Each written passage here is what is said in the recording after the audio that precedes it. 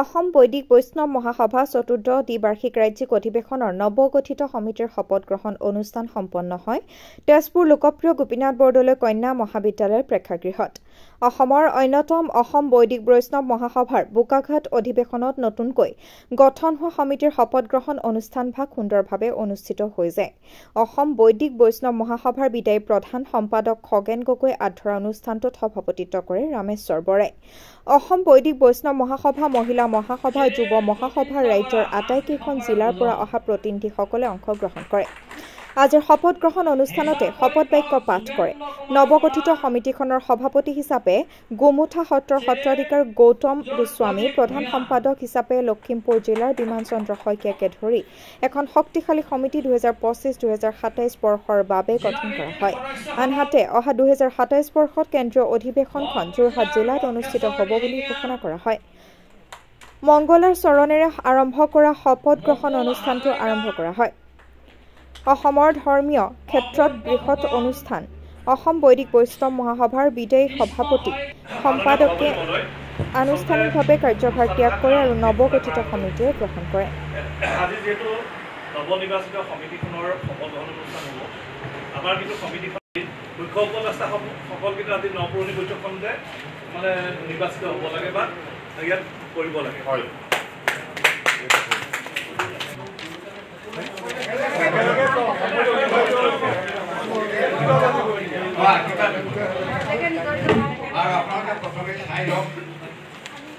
মই শ্ৰীমতী, আপোনালোকে নামটো লিখিছেই, শ্ৰীমতী, আৰু আজি ইংৰাজী তাৰিখটো আপোনালোকে লিখিছেই, কৈ যাব তাৰিখে দিনৰ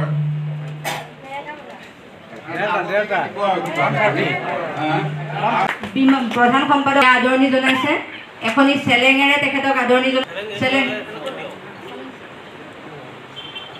এয়া এটি স্মাৰকেৰে তেখেতক আদৰণি জনাইছে। এটি জাপিৰে তেখেতক আদৰণি জনাব। সম্বৰ্ধনা পত্ৰ আৰু এটি ফাইলেৰে তেখেতক আদৰণি জনাবলৈ অনুৰোধ জনাইছে। এটি জাপি, এখনি চেলেং,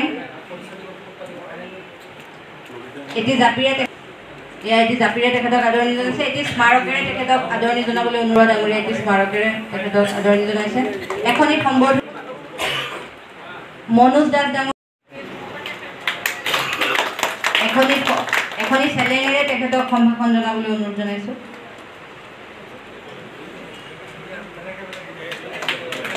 এটি জাপিৰে তেখেতক আদৰণি জনাব।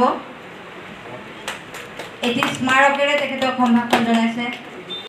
প্ৰভু ভগৱন্ত থাকোঁতেও বিভিন্ন ক্ষেত্ৰত প্ৰভু নিজৰ কাৰ্যসূচী চলাই যোৱাৰ ক্ষেত্ৰত বিভিন্ন ধৰণৰ বাধাৰ পৰিছিলে।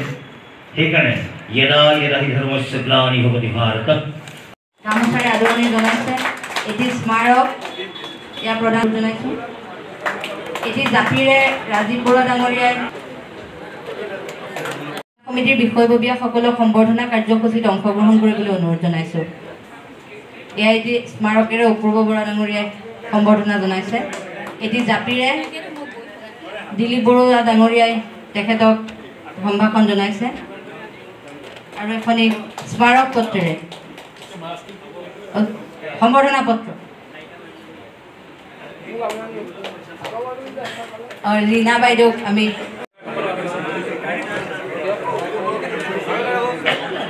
যুটীয়া সম্পাদক বিজয় কলিতা ডাঙৰীয়া আৰু সন্মানীয় যুটীয়া সম্পাদক অপূৰ্ব বৰা ডাঙৰীয়া, তেওঁলোকক এখনকৈ ফুলাম গামোচা, স্মাৰক আৰু এখনিকৈ সম্বৰ্ধনা পত্ৰেৰে সম্বৰ্ধনা জনাইছে।